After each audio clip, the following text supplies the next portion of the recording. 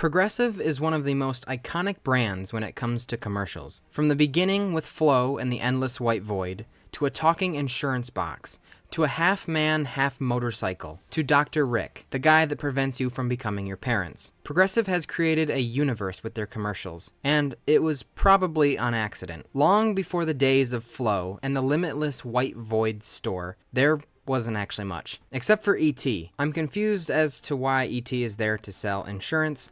I guess he doesn't really, but instead he's sort of just there. E.T., what kind of insurance should you have sold? Either way, this lays the groundwork of the Progressive multiverse and their many licensed IP crossovers. Mr. E Terrestrial wasn't cut out to be the head of the brand, so they got Ryan Stiles. I would have no clue who that is without seeing him. He's the guy from Whose Line Is It Anyway? He also proved he was not worthy as the Progressive spokesperson. During the 90s and the early 2000s, the only lasting mascot, and I wouldn't really call it a mascot, is the IRV, Immediate Response Vehicles, where the workers come out to the scene of an accident, put out fires, calms the family down, write you a check, help look for little Billy who forgot to buckle up, and then he can be on his way, impressing even the police, who shower them with compliments. In the real world, I don't actually think they were this amazing, but maybe I wasn't there. Who honestly cares though? You probably don't care about these guys. I don't. We want Flo. And in 2008, she finally enters the arena.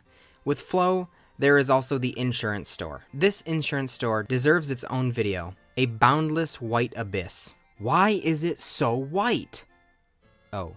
How are people entering this store? Why doesn't this place have walls? Sometimes there are walls to enter into a new room, and it strangely looks like Camino. But where is the door to enter that new room? You have to have walls somewhere at some point. There can't just be a freestanding door. There's a main central area with the checkout counter and a few aisles and shelves, and a few machines here and there. But beyond that, you can just keep walking and walking, and there will be nothing to stop you. If you walk far enough, do you just disappear or get out of render distance? We need some physics to explain this place. But that probably won't even work, because this place defies gravity. The cherry on top, this place, if place is even the right word to describe it, is its own entity. An omnipotent, omniscient, and omnipresent thing, communicating to the people via Vestaboard. It knows when people around the nation or globe save money on insurance. Okay, that really wasn't the cherry on top, but this actually is. This place is an insurance store. That doesn't exist. You can't walk into a place and walk out with insurance physically in your hands. I don't think I have to be the one to say this, but insurance is not tangible. In this store, they have physical home, car, motorcycle, boat, and RV insurance, each with a different aisle. Even as a kid watching these commercials, I was so hornswoggled. Like, do they buy those boxes and take them home and inside is like a kit you assemble? What could have been in them? Also, I didn't know what insurance was, but that's beside the point. And now for the third cherry on top. One of, if not all of the boxes are sentient, conscious, alive. This box is alive, and his arms are ribbons. I don't know why.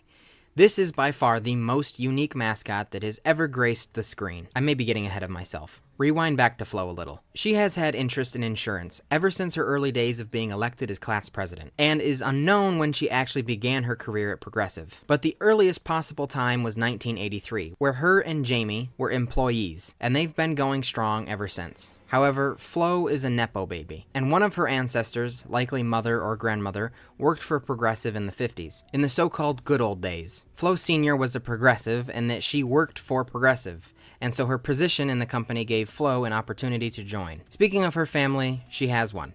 A mother, father, grandfather, a brother named Todd, and a sister named Janice. They are all played by Flo. Notice that there is no grandmother, so perhaps the lady in the 50s was her grandmother, and she died, and Flo assumed her spot. Or she killed her and usurped her position. Most of her family isn't all too prominent, besides her sister Janice, who lives in a mansion filled with exotic junk. She's the archetype of the careless, prissy, phone-consumed, underachieving sister. Flo does her best to encourage her and get her a job, but she refuses. Flo and Jamie have worked together ever since the 80s, but in the late noughts, he was nowhere to be seen. Was he laid off, in the back helping a customer, or maybe he got sucked into the void? Eventually he respawns, and has always stood in Flo's shadow. Honestly though, I don't know if this white vacuum permits shadows. A common question that is brought up with these guys is why in the world do they wear aprons? I don't have an answer. I'm also still just asking that question. This anonymous place is home to many contraptions and machines. The Flowbot, a highly effective robot mimicking Flo that will soon replace her, until Flo unplugs her, so she is decommissioned. Another contraption is the Name Your Price tool. I'm sure you recognize this.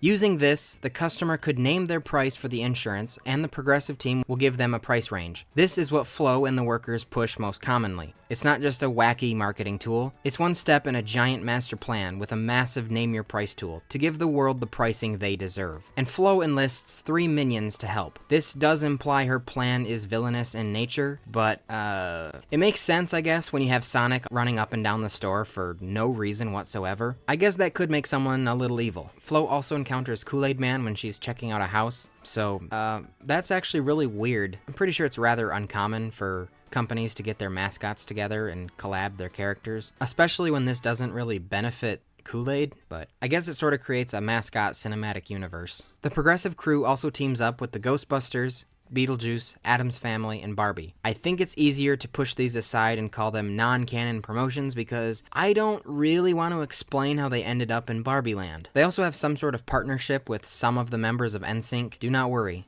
I have no clue who these guys are either. The second machine is the Bundler, where you can combine home and auto insurance. It actually combines the 2 physical boxes into one, and they got this idea from the half-horse, half-man thing. Again, why does this exist in their world? This now brings into question a character you might remember seeing long ago, the Motor, a half-man, half-motorcycle creature. Was this man put in the Bundler with a motorcycle and is now cursed to this awful body? Wrong. The Motars are actually a species that travel in herds as evidenced here. There's tons of them. It's weird though that the first Motar we're introduced to watches them instead of riding with his herd. At least this confirms they weren't doing sick experiments and shoving people and vehicles into a machine together. This is completely irrelevant, but the workers encounter a dinosaur one time. I just thought I'd add that. Now let's talk about the sentient box, an iconic and forgotten spokesperson. Well, spokesbox. His name is Progressive Insurance, as seen here on his nameplate. He's an absolute loser.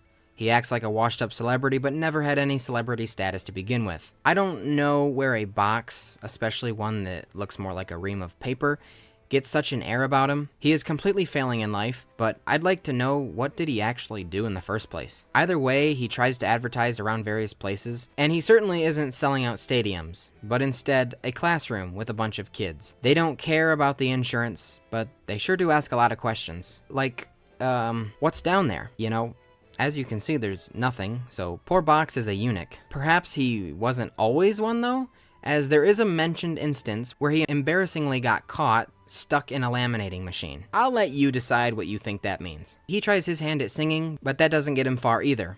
His pompous personality only goes so far, so Progressive Insurance, aka The Box, was booted, either put back on the shelf or incinerated. I don't know why it can only be those 2 options, but I make the rules, and as much as I like this guy, I think it's funny if his story ends with immolation. Also, he's voiced by the guy that voices Jerry Smith from Rick and Morty. It's also ironic because they're really similar characters. After his end, everything goes back to normal. Flo is added as a character in the game Mod Nation Racers, which probably puts her in some connected universe with Sackboy and Ratchet and Clank. Honestly, I think it's best if we don't go further into that, because then I'll have to explain somehow Flo ended up in Plants vs. Zombies 2. I don't know how she's getting into these games. Flo also gets a knockoff Australian counterpart, Kitty, which is sort of like a more awkward Flo. 2 more workers were added to Flo and Jamie's team, Alan and Mara, but it doesn't really matter because the entire apron-wearing team gets put on the back burner for the new Dr. Rick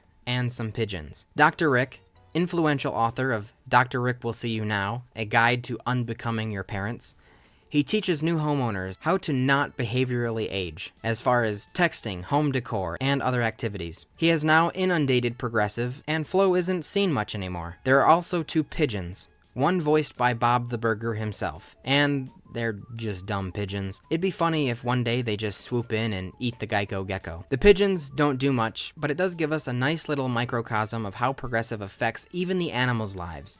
We have humans, objects, and now animals, so I love what they're doing with that. You know what I don't love what they're doing? Sea shanty characters. I can guarantee that you've never seen these men before. To my knowledge, it doesn't appear like there's any public commercials. They are on the Progressive site, and when you click into them, there's an unlisted YouTube video with 70 views and a second unlisted video with 40 views. The two men on a boat sing a sea shanty about Progressive. I really hope this is not their next batch of characters because this feels very dead. I don't honestly know why they're even on the website. Who are these guys? They have names, Captain Ebb N. Flo and his crewmate Hans Undeck. And sort of how every character in the McDonaldland gang represents a food, these guys are meant to represent boat insurance. For the good of us all, let these guys remain unlisted. We do not need more. Just keep Flo and her team of 3, Dr. Rick and the pigeons. Do more with the pigeons. Animated mascots are always better. Maybe even bring back the box. At least give him a conclusion.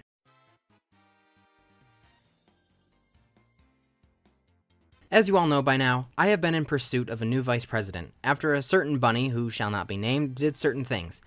And now the position is vacant. So now I have 4 probably not qualified candidates I announced last video. I sit and look at them and, honestly, I just don't think any of them are qualified enough. I need someone with real diplomatic skills. Someone who will stand by my side no matter the issue. Anyone can say they will be loyal, but how do I really know? Quite frankly, I don't know if the right person exists. Mr. President? I'm kind of doing something here. It's important, sir. What? A message from an old acquaintance. Who? Why is this on a sticky note? And why is it damp? It's how it came, sir. Yo, Mung, you know who it is. Meet me in the local abandoned Toys R Us. You know the place. I wanna apply. What? That's what it says, sir. Do you know who it is? No, but I guess let's go. Hello?